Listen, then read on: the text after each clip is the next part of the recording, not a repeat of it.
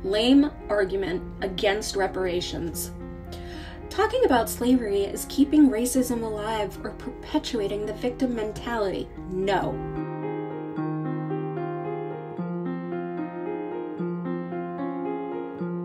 If we were to stop talking about racism tomorrow, do you think that that would stop another unarmed black person from being shot and killed by the police?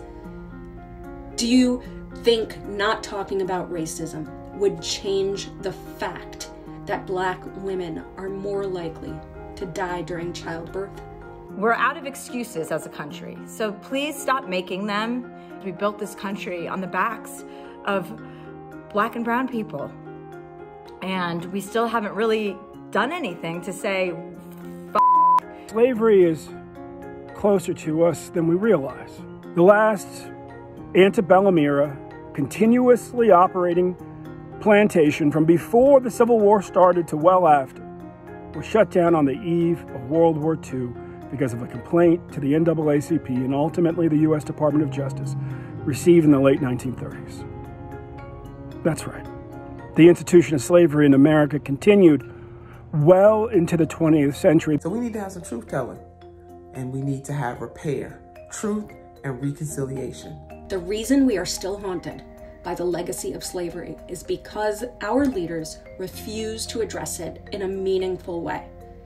From school history books to the halls of Congress, the way that this country still lives with slavery every single day is being minimized and brushed under the rug. So we need reparations because trauma is intergenerational and it's historical, and it's a force multiplier. It compounds every generation. And when we talk about reparations for the African American community, we're not just talking about slavery.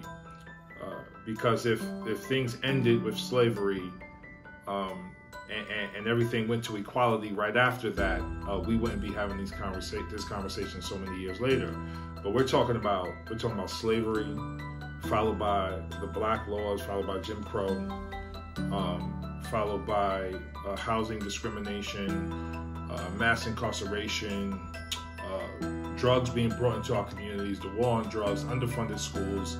We're talking about all of that, each one compounding on top of itself. This is 355 years of institutionalized violence against the people. And if you've been kicking somebody to the floor, and I think 250 years of kicking is a lot of kicking. If you've been kicking somebody to the floor, obviously you owe it to them to stop kicking, but do you not also have a moral obligation to help them get back up?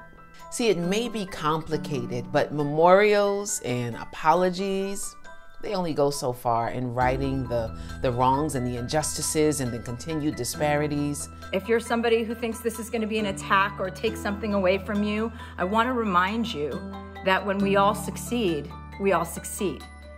You don't get a group of people that succeed beyond another group of people unless you're being subjugated.